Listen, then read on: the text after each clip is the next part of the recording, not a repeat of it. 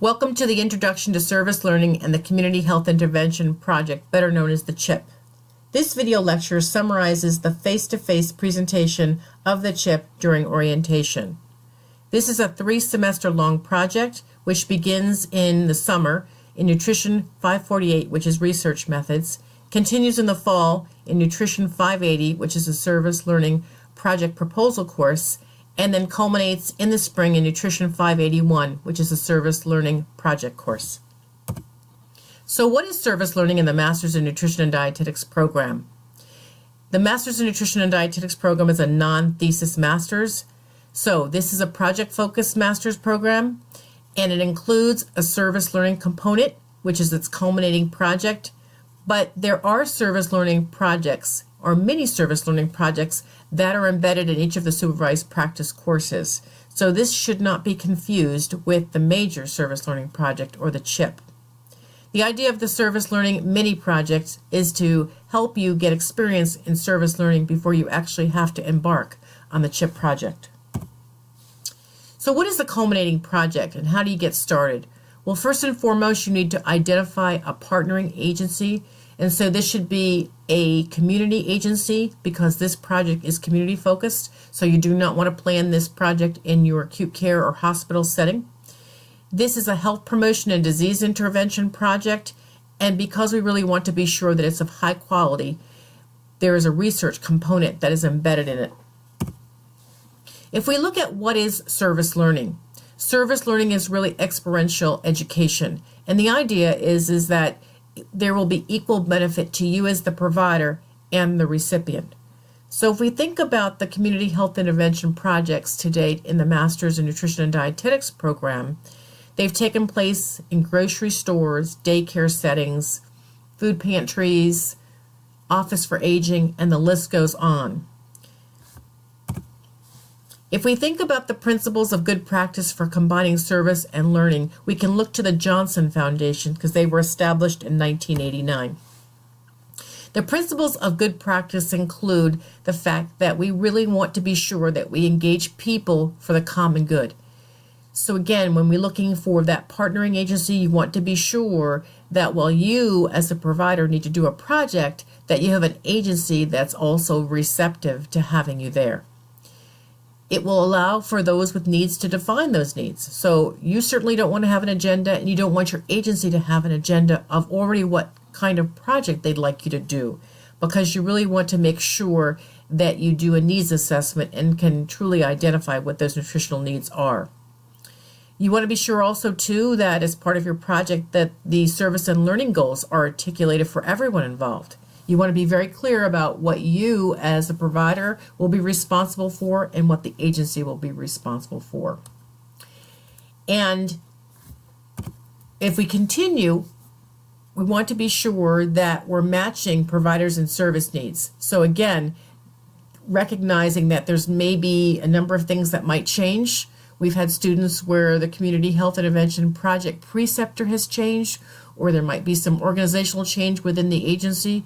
You really want to make sure that you partner with an agency that, again, has the resources to be able to work with you.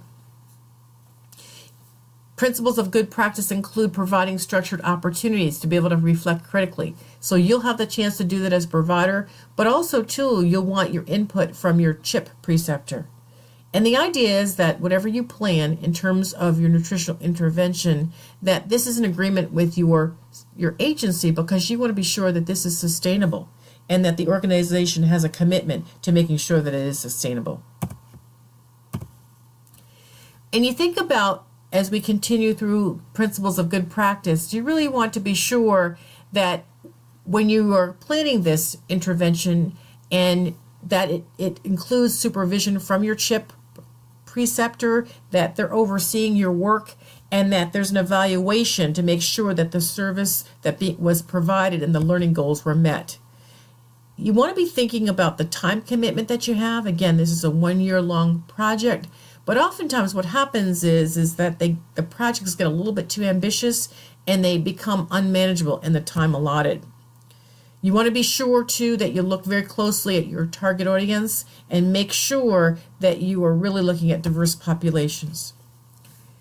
There are three components of service learning: P for preparation, A for action, and R for reflection, and the CHIP reflects all three. When we look at the nutrition care process and model, and this is a model that you're very familiar with, that you've used over and over in the acute care setting, we're taking the same model and we're applying the steps in a community setting. So in nutrition assessment, which is the first step, you'll actually be planning that nutritional assessment, be thinking about that partnering agency in 548, but then actually do the nutritional assessment in 580. In terms of the nutritional diagnosis, you'll actually write up the problem etiology statement in Nutrition 580. Nutrition intervention will be planned in Nutrition 580, but actually will be implemented in Nutrition 581.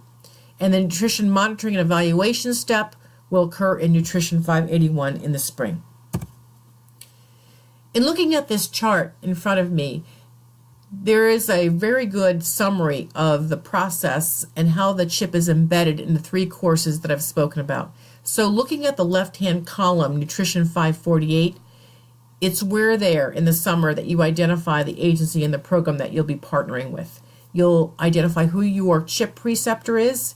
You'll do a literature review, particularly related to the target population that you'll be working with, to determine what nutritional needs have been identified by other research. And you'll actually start thinking about planning how you're going to do that needs assessment. In the fall in Nutrition 580, you're going to be looking at writing up that needs assessment. You're going to want to be sure that you have IRB approval. Now, if you are using data that already exists within that agency, that they collect as a normal process or procedure of their agency, then you won't need IRB approval. But you will have to make sure that you assess those results and be able to write up the results, because this is what's going to help you plan your intervention. You're also going to write a grant proposal so that you have experience writing a grant proposal. Now, I will say that the funding is very limited, so we can't give funding for all students, and I would encourage you to look at other sources, and including your agency. You'll need IRB approval for the intervention, which will happen before the close of the semester in the fall in Nutrition 580, but you'll also plan how you're going to market and advertise your intervention, and you're going to plan how you're going to actually measure the success of your project.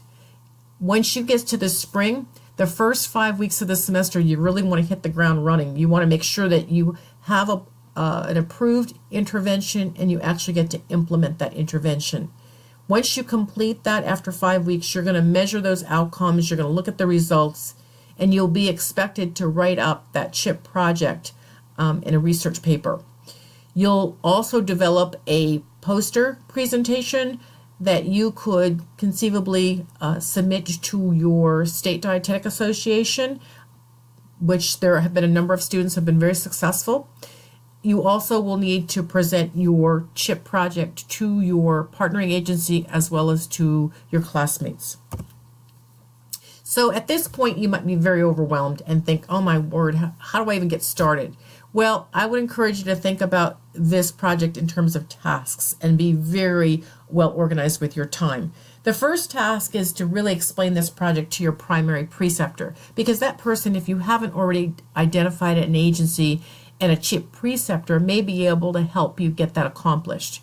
You really want to talk about the work of the program and the nutrition health related issues that the agency is concerned about, and then you want to think about what population or audience that this CHIP project will target. And really, ultimately, the end results of this project, you'll be at the end of a 1-year-long master's, and you will have a highly desirable skill set to actually apply the nutrition care process in a community setting, the ability to write a grant. And so as a result, you will have met the requirements for the project-based component of the master's. And if you've earned B or better in all of your courses and have moved forward in the program, you'll have earned your Master's in Nutrition and Dietetics degree. You will then be eligible to take the National Registered Dietitian exam. And believe it or not, there are so many job opportunities because so many registered dietitians at this point are retiring, and it's expected that there's going to be about a 22% shortfall. So lots of jobs out there, and the sky's the limit. Wishing you the best of luck with your project. If you have questions or concerns, don't hesitate to ask your instructor.